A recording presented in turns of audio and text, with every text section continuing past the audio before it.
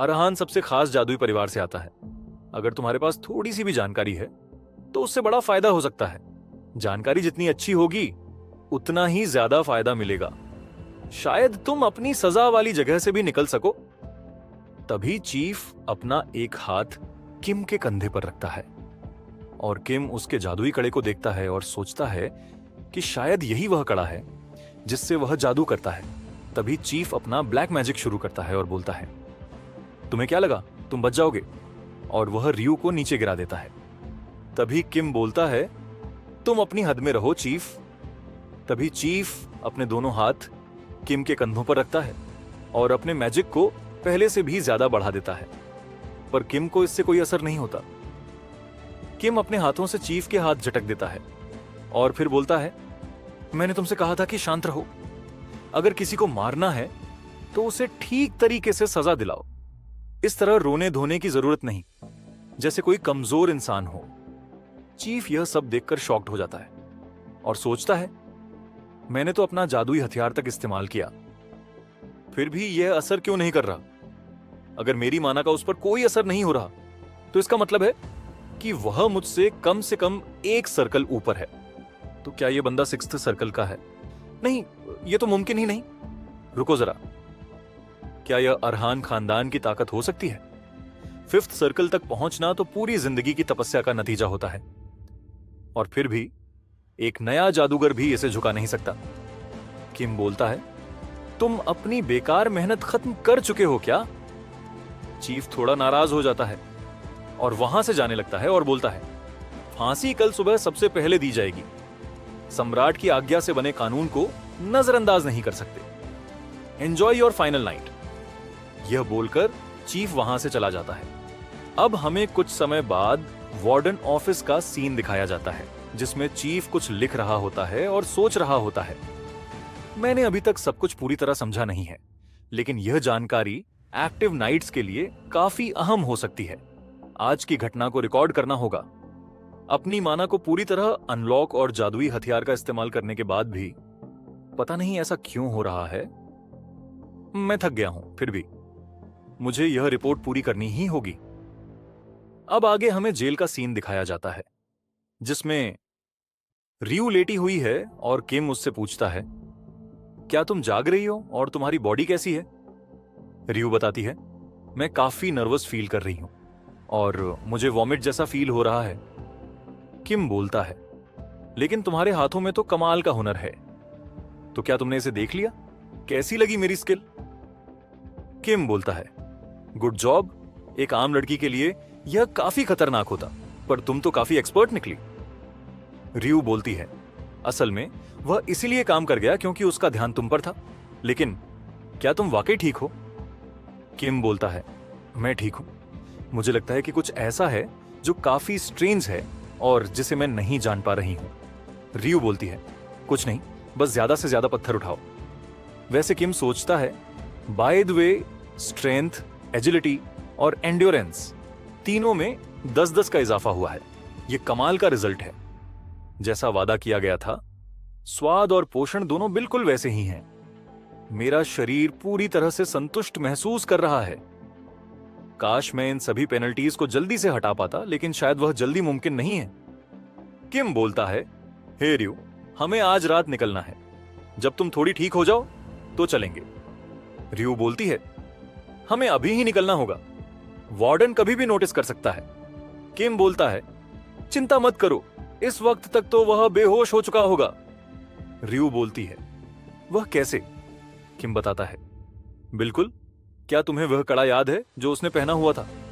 वह इतनी कीमती चीज है कि मुझे उसका असली नाम भी याद नहीं आ रहा, लेकिन इतना तय है कि वह तुरंत माना को बढ़ा देता है, साथ ही थकावट भी जबरदस्त तरीके से चढ़ा देता है। अब तक तो वह कहीं बेहोश पड़ा होगा। किम सोचता है, इस बात को देखते हुए कि वह फाइनल मील वाले कमरे में चाबी लेकर आ गया और उसने अनजाने में जादुई उपकरण का भी इस्तेमाल किया, मेरा प्लान अब काफी आसान हो गया है। चलो यहां से बाहर निकलते हैं। किम ने कहा, क्या तुम सच में डर रही हो? फिर रियू ने कहा, तुम तो मेरे साथी हो तो डर किस बात का? फिर रियू बोलती है, हमारे पास तो इस कमरे की चाबी ही नहीं है। किम बोलता है, वह तुम मुझ पर छोड़ दो। फिर किम जोर से लात मारकर दरवाजा तोड़ देता है। रियू शॉक्ड हो जाती है और बोलती है, क्या तुम सच में एक मैजिशियन हो? वह वहां से बाहर निकल रहे होते हैं। तभी कुछ सिपाही उन्हें देख लेते हैं और बोलते हैं, तुम इस वक्त यहां कैसे, और तुम यहां क्या कर रहे हो? किम और रियू सिपाहियों को देखकर भागने लगते हैं। सिपाही बोलते हैं, पकड़ो उन्हें और वार्डन को बता इस बारे में। किम और रियू दोनों भागते भागते मेन गेट तक जा पहुंचते हैं, पर काफी सारे सिपाही मेन गेट पर खड़े होते हैं। सिपाही बोलते हैं, हमें किसी भी हाल में इन्हें रोकना पड़ेगा। किम उन सिपाहियों से काफी अच्छी फाइट करता है और उन्हें बुरी तरह मारने लगता है। एक सिपाही के तो फेस पर वह एक हाथ मारता है और उसका हाथ उस सिपाही के फेस पर छप जाता है। किम उनसे फाइट करके उन्हें बुरी तरह घायल कर देता है और वह दोनों गेट खोलकर वहां से भाग जाते हैं। इसके बाद चीफ वहां आ जाता है और सिपाही उसे बताते हैं कि 2 कैदी भाग चुके हैं। चीफ बोलता है, गो गेट हिम इमीडिएटली। अब हमें डिटेंशन सेंटर के पास मोटामा गांव का सीन दिखाया जाता है। रियू चुपके से स्कैन करती है और बोलती है, अब यहां कोई नहीं है। किम पूछता है, हम कहां हैं? रियू बताती है, यह एक छोटा सा शहर है जिसका नाम मितामा है। यह डिटेंशन सेंटर के पास इकलौता गांव है। किम बोलता है, तो गार्ड सबसे पहले यहीं आएंगे। रियू बोलती है, हम कुछ नहीं कर सकते, शहर बहुत दूर है, लेकिन अगर हम स्थानीय लोगों में घुल मिल जाए तो हम सुरक्षित रह सकते हैं। किम बोलता है, ठीक है, फिलहाल मैं तुम्हारी बात मान लेता हूं, लेकिन तुम असल में ढूंढ क्या रही हो? रियू बोलती है, यह कुछ ऐसा है जो तुम्हें बिल्कुल फिट आएगा, इसे पहन लो। किम बोलता है, यह तो बिल्कुल वही कचरा है जो कोई भिखारी पहनेगा। रियू बताती है, यह जगह भिखारियों से भरी पड़ी है, इसलिए खुद को भिखारी के रूप में छुपाना सबसे सुरक्षित तरीका है।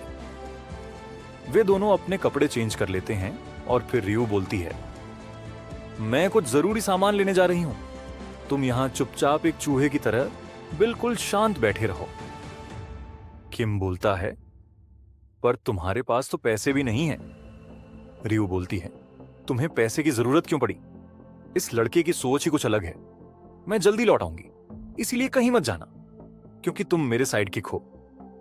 अब हमें 2 घंटे बाद का सीन दिखाया जाता है। रियू वापस आकर बोलती है, आई एम बैक। किम पूछता है, तुम क्या लेकर आई हो? क्लर्ड लेंसेज, क्या यह काफी है?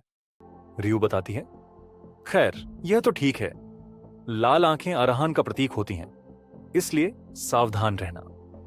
यहां का जो दक्षिणी इलाका है वह बहाल कबीले के अधीन आता है और वहां नीले लेंसेज का खूब चलन है।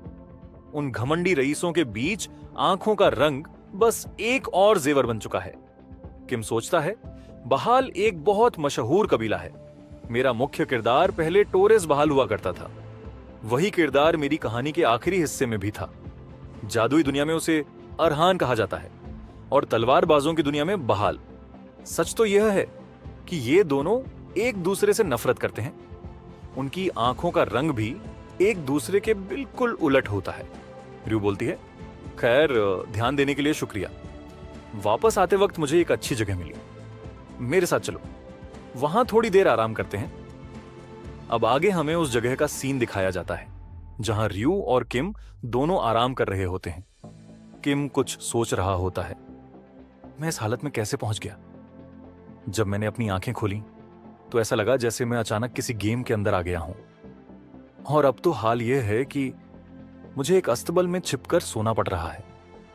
खैर थोड़ा मजा भी आ रहा है, लेकिन वह रियू हमेशा मेरे साथ क्यों चिपकी रहती है? वह तो मुझे अपना साथी कहती है। क्लार्क मेरा पीछा कर रहा है और रियू को भी पता है कि मेरे साथ रहना खतरनाक हो सकता है। मैं अब तक रियू के बारे में ज्यादा नहीं जानता। आखिर वह तो बस एक सड़कछा बची है, एक जेब कतरी। लेकिन फिलहाल मुझे उसकी मदद चाहिए, इसलिए मैं उसके साथ बना हुआ हूं। दूसरी तरफ रियू भी सोच रही होती है, क्या मुझे इस पर भरोसा करना चाहिए? अब हमें अगली सुबह का सीन दिखाया जाता है। किम सोचता है, कल रात तो अंधेरा इतना था कि ठीक से कुछ दिखा ही नहीं। क्या मैं वाकई ऐसी जगह पर सोया था?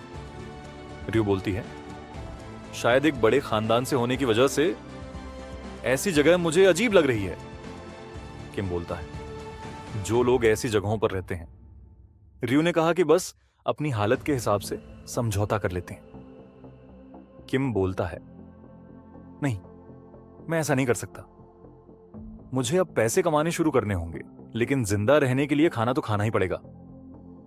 रियो बोलती है, ये क्या हालत हो गई है? अब तो वार्डन की नजर से बचना भी मुश्किल हो रहा है।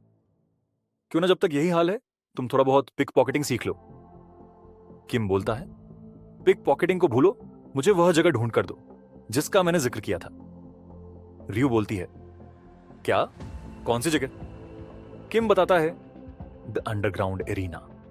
अब आगे हमें अंडरग्राउंड एरिना का सीन दिखाया जाता है, जिसमें एक फाइट चल रही होती है, जिसमें दो मुश्तंडे आपस में फाइट कर रहे होते हैं और ऑडियंस में लोग चिल्ला रहे होते हैं, ठीक से लड़ो, मैंने तुम पर सब कुछ दांव पर लगा दिया है, मार डालो उसे, इस बार मैं आकाश का साथ दे रहा हूं। किम अपने मन में सोचता है, मुझे लगा था कि यह तो बस एक घटिया सी गली की लड़ाई होगी, लेकिन यह तो मेरी सोच से बेहतर निकली। रियो किम से बोलती है, जेड, ये जगह डरावनी है, चलो जल्दी से यहां से निकलते हैं। जेड, तुमने देखा वह, यहां किसी को मार देना कोई बड़ी बात नहीं है, और आई कास तो उन कैरियन कैदियों से ज्यादा ताकतवर लग रहा है। उसे उस नेक ग्रैब टेक्निक से काबू में करना बेकार है, पूरी तरह से निराशाजनक। तभी किम वहां से गायब हो जाता है और फाइटिंग रिंग में जा पहुंचता है और उस फाइटर का हाथ पकड़ लेता है। सारी ऑडियंस शॉक्ड हो जाती है और किम बोलता है, तुमने उस बंदे का नॉकआउट नहीं देखा क्या? थोड़ा शांत हो जाओ। और वो फाइटर बोलता है, तू ऊपर चढ़ा क्यों साले पागल, क्या दिमाग खराब हो गया है?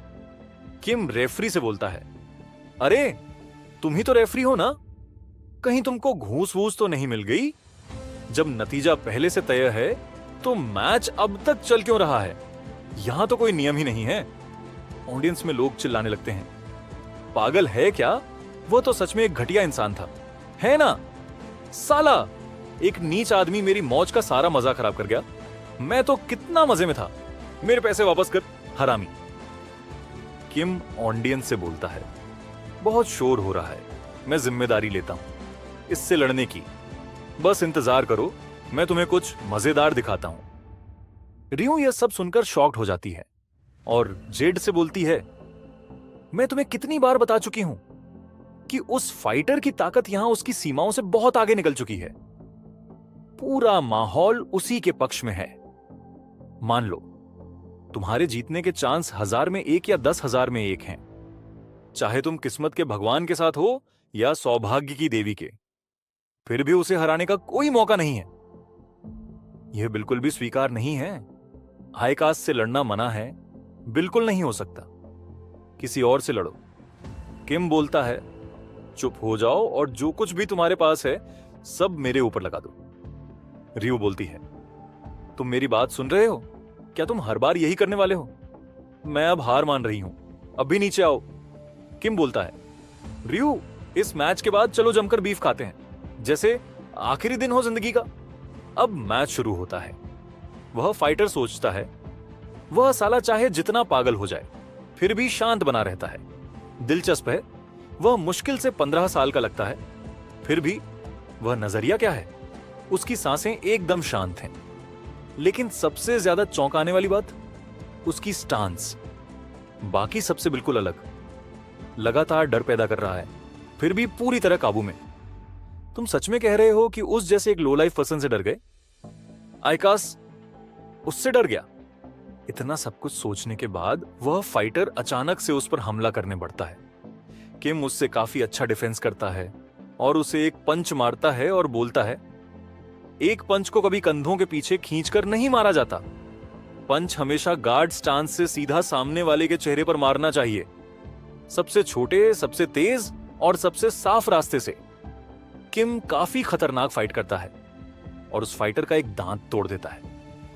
यह सब रियो देख नहीं पाती है और आंख बंद करके प्रेयर करने लगती है, O god of war, goddess of fortune, god of miracle, mother of life, please let him return safely.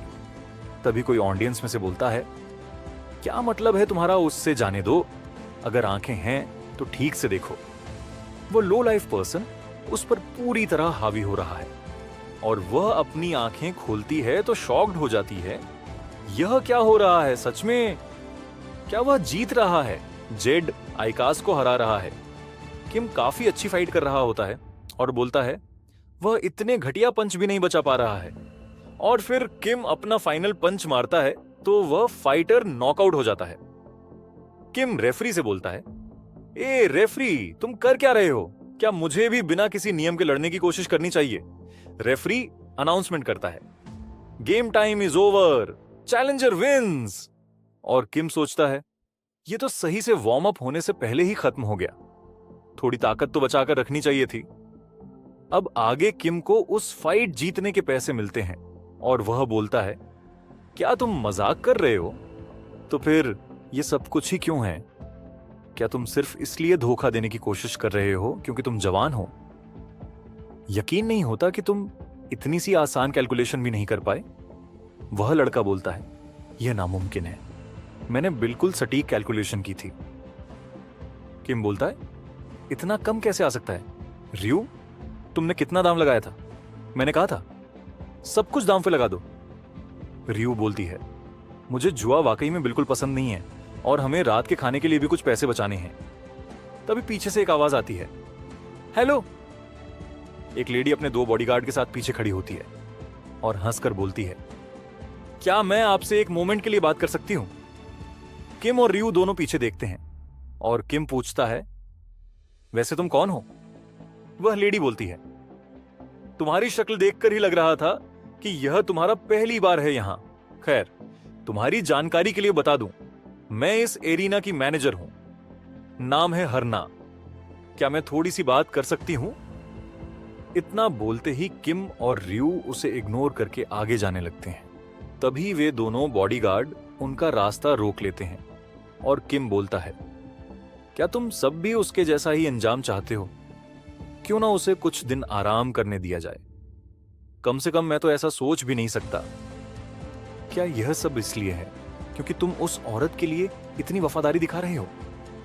वह लेडी बोलती है, जिस आइकास को तुमने आज हराया है वह वही चैंपियन है जिसे मैं बड़े शहर से बड़ी उम्मीदों के साथ लाई थी। समझ तो रहे हो ना मैं किस बारे में बात कर रही हूं? खैर, आज के लिए तुम्हें छोड़ रही हूं। आखिर फिर मिलेंगे ही। अगली बार शायद थोड़ा रिलैक्स्ड माहौल होगा। और हां, मुझे तो वैसे भी ऐसे जबरदस्त अपोनेंट्स